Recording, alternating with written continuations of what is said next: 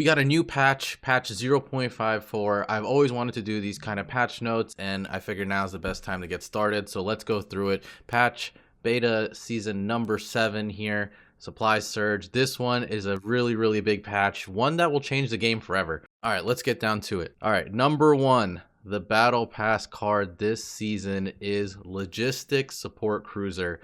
This card is going to change Parallel's metagame forever. I'm saying it right now. This card is absolutely crazy. It's muster effect. So for those of you who don't know, muster means when this card is played on the board, an effect happens. This one banks the top card of your deck, and that means you are getting ramp. If you play it on turn 3, it takes a card from the top of your deck, puts it gives you 1 extra energy. You now have 4 energy. You can even use that 1 energy in the same turn. Absolutely crazy ramp. We have never had permanent ramp like this in Parallel available at this scale because it's not a legendary. Normally the Battle Pass cards are legendaries. This one is not a legendary, which means you can play 3 of them in your deck. Absolutely crazy. It also has a great aftermath that lets you draw a card. Aftermath abilities are when the unit it gets sent to the waste, it gets destroyed, something like that. So not only does it ramp your deck, it gives you a draw power. This card is absolutely crazy. I think this will make this is the highlight. This is the literally highlight of the patch. Absolutely crazy card. I think we'll see this everywhere in the competitive circuit. This card is absolutely goated. Will allow a lot of slower decks to get faster, a lot of fast decks to get even crazier. This is crazy. Real quick, if you do want to get your hands on the LSC Battle Pass card though, there are some hoops you have to jump up. This is probably my one criticism with the patch. This is our first Battle Pass with a non-legendary card, so you definitely want 3 of them in your deck. So this kind of does shoehorn you into getting the premium track, and that way you can get 3 right off the bat here, 3 apparition versions of the card and start putting in your deck. If you go the free route at level 10, you get 1, but as you can see, you do not get others as you keep playing it, which is unfortunate. One thing to note though is that you can only mint 1 of the NFT versions of the Battle Pass card LSC. That's what I'm just calling it now, LSC, Logistics Support Cruiser, if you want to mint this. So we'll see how that works with like buying and selling the card if you want to own it and have the NFT version. But in the future, you'll be able to replicate these as echoes. You put the prime token in and you get them, and you can create copies of it. The actual official cards can create echoes, which are the copies of cards. I can do a video on that in sometime in the future. And if you have the multifold NFT key, that will count just having 1 copy as having 3 copies if you have the apparitions. So if you want to go no NFT route, you'll have to buy the premium Battle Pass. It's a bit unfortunate. I'm not a fan of it this time. And you'll have to get to level 5 and you can get 3 of them. If you go free to play, you only get 1, and you cannot craft more apparitions right now through the scrapping system. You can only do it after this month. If you are an NFT player, you want the cards, then yeah, level 30 you can only mint 1. So we'll see what this does. I think there's some improvements that can be made here, but overall it's fine. Let's move on. Let's get to the meat of this patch straight up. Let's go through card changes. We're going to look at some of these changes right now. This is the 3rd Planetfall Balance patch. They want it to be softer than the last 2. They're going to keep changing things up, but they like the direction we're going in. So they are attempting to bring Shroud down a bit and show some love to some cards that need it. So first one, Dark Allure. Dark Allure used to be an 8 cost effect that would just let you take control of an enemy unit. Now you will have to lose health equal to the cost of the enemy unit that you take, and you take it. I mean, in the meta, this card is not played at all. I think this is more just for new players that are having the starter decks and playing in rookie mode. This card could maybe be seen as a little bit too strong. I think that's fine, whatever. Let's move on to the meat of this. All right, Malia. Malia, an absolutely core crux card for the Shroud Parallel, especially with Neve, the Neve Paragon. But here we have her ability was changed that you do not heal yourself for 2 anymore. This makes her weak to Catherine. Catherine was the burn deck that was already the counter for Shroud, especially Neve. So this is pretty tough. I mean, this hurts them. They still get the draw, and then they can still push a lot of damage. I don't know how I feel about removing the heal. I think it was fine, but this is definitely going to hurt. Let's go to the next one. Another Neve change. Her effect now that is a board wipe. Basically, you used to spend all your energy because it only costed 0, and the amount of energy that you spend, it would deal that to all units on the board. You take 2 damage for every unit that is destroyed, and they're all banished. Every unit that destroyed is banished, and this would really cycle well together with Malia here, because you would do damage based on how much damage you took, self damage you took. So those two paired together, but they made it weaker. It is now cost of 1, so it's harder to kill things on curve in the beginning of the game. So a lot of these tempo cards are going to get a lot of advantage. This is a good change. I like the Neve Dominion change. I don't like the Malia change. Fleet support, the Catherine Burns Crux Relic, very strong card, lets you double effects. Now got its cost increased by 1. I think this is a okay change. I wish we saw its unit effect card, Catherine's Rallying Cry. I wish we saw that get hit instead of this.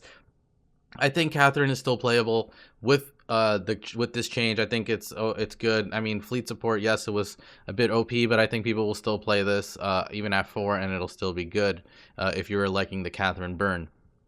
Kill Switch got changed. Now, Kill Switch used to be a fan favorite card, but then when Planetfall came, they added the text that it cannot be salvaged. So it cannot be, there are some units that have salvage that basically when that unit dies, it can pick an upgrade and attach that upgrade to another unit on the board of their control. But Kill Switch got that changed, that it cannot be salvaged. Now it's when the upgrade leaves the field, it'll proc the destruction effect. So this means it works through banishes, it works through bounces.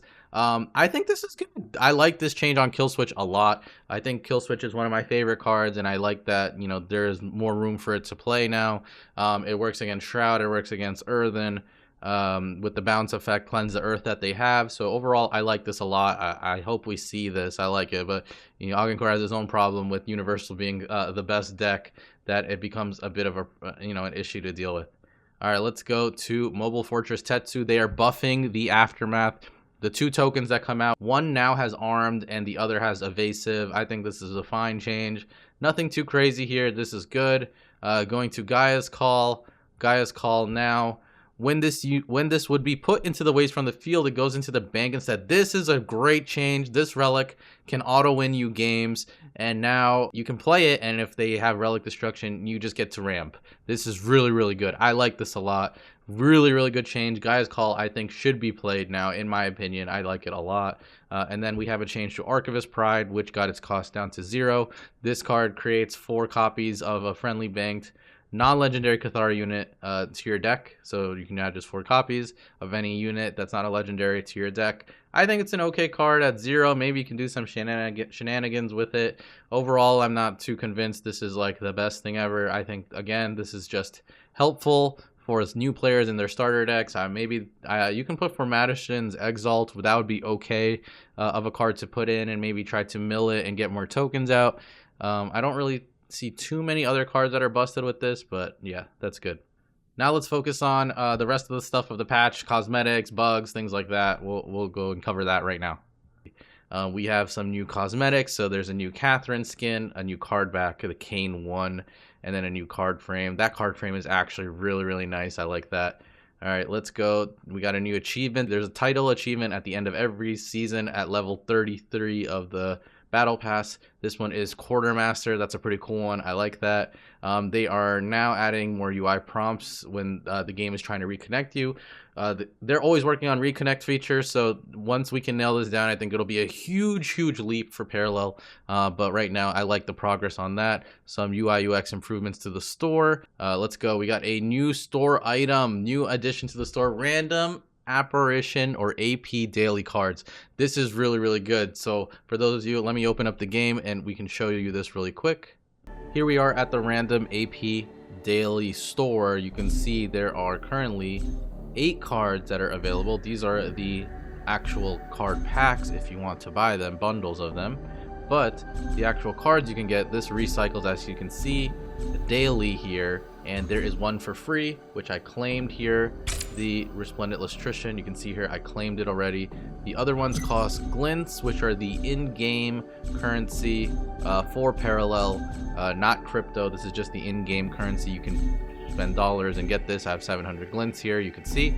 If the card pops up that I really want, I could get it, but I like the free ones. Getting a free one every day, that's pretty sick. huge update for that one. That's really, really cool. All right, back to the patch notes. Card pack bundles are now available at little discounts based on how many packs you get. Really cool. I like this. You don't have to buy packs one by one, which is what some people were doing, but this is good. This is welcome. Premium packs now. Premium packs will now be offered in the store in limited quantities each week. You can buy 2 premium packs each week. For those of you who don't know, premium packs give you a higher chance to get rares and legendaries, so they let you get a few more if you want to buy them each week. Let's see, new end turn setting. Within the setting menu, you can now choose the ability to end your turn via your spacebar or the enter key. Little quality of life changes, nothing bad.